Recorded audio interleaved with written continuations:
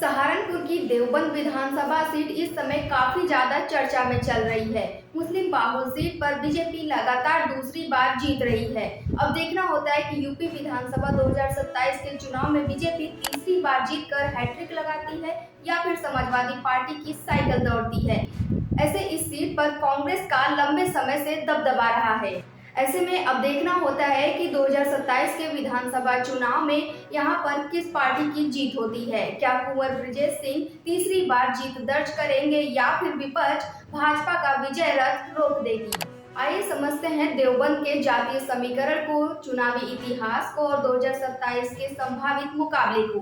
सबसे पहले देवबंद सीट की राजनीतिक इतिहास को समझते हैं। देवबंद सिर्फ एक विधानसभा सीट नहीं बल्कि पूरे देश में अपनी एक अलग पहचान रखता है, क्योंकि यहाँ पर स्थित है दारुल उलूम देवबंद।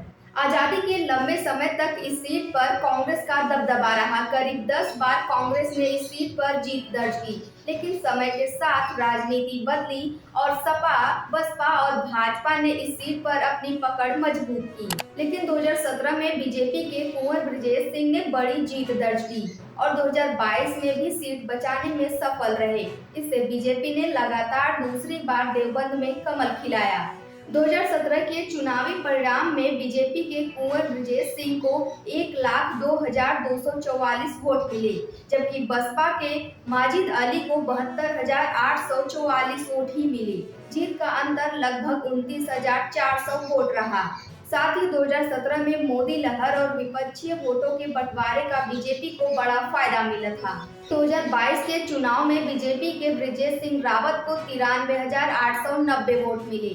सपा के प्रत्याशी कार्तिकेय राणा को 86,786 वोट मिले। जीत का अंतर सिर्फ 7,104 वोट रहा, यानी 2022 में मुकाबला काफी कड़ा हो गया था और बीजेपी की बढ़त काफी कम हो गई। अब समझते हैं देवबंद सीट के जातीय समीकरण को। देवबंद सीट का चुनाव पूरी तरह जातीय और सामाजिक समीकरणों से प्रभावित होता है। समझते हैं देवबंद के जातीय समीकरण को। यहाँ पर कुल अनुमानित वोटर में सबसे ज्यादा मुस्लिम वोटर माने जाते हैं। मुस्लिम वोट लगभग 1,20,000 से 1,30,000 तक हैं।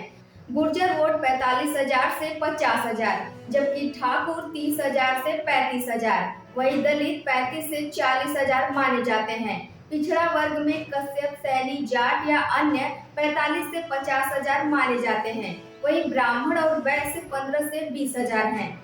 मुस्लिम मतदाता इस सीट पर निर्णायक भूमिका में रहते हैं। वहीं कई रिपोर्टों में बताया गया है कि इस सीट पर मुस्लिम वोटरों की संख्या 1,24,000 से अधिक है।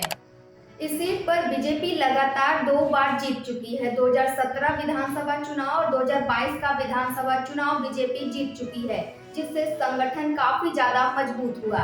हिंदू वोटरों का ध्रुवीकरण। जब भी मुकाबला सीधे बीजेपी बनाम सपा या कांग्रेस होता है, तब बीजेपी को हिंदू वोटों के एकजुट होने का लाभ मिलता है।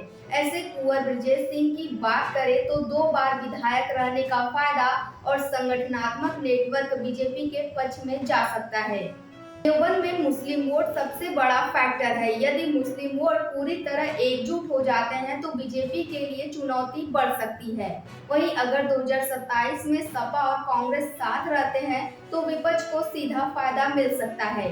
2022 में बीजेपी सिर्फ 7,000 वोटों से जीती थी, इससे विपक्ष का मनोबल बढ़ा है। अब देखना होता है कि 2027 में किसकी जीत की संभावना ज्यादा है। ऐसे अगर चुनाव अभी हो जाए तो मुकाबला बीजेपी और सपा गठबंधन के बीच दिखाई देता है।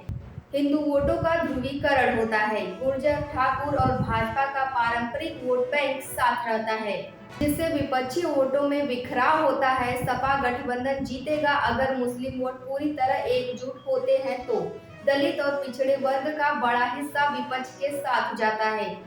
स्थानीय मुद्दे और सत्ता विरोधी लहर असर दिखाती है। देवबंद विधानसभा 2027 विधानसभा चुनाव में पश्चिमी यूपी की सबसे ज्यादा हाई प्रोफाइल सीट मानी जा रही है, क्योंकि इस सीट पर बीजेपी तीसरी बार हैट्रिक लगाने की कोशिश करेगी, जबकि सपा और कांग्रेस इस सीट को वापस पाने के लिए अपनी पूरी ताकत लगाएंगी।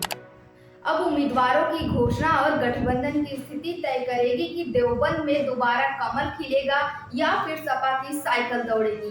ऐसे आपके हिसाब से क्या लगता है देवबंद सीट पर किस पार्टी की जीत होगी? सपा, भाजपा या फिर कोई और नया चेहरा?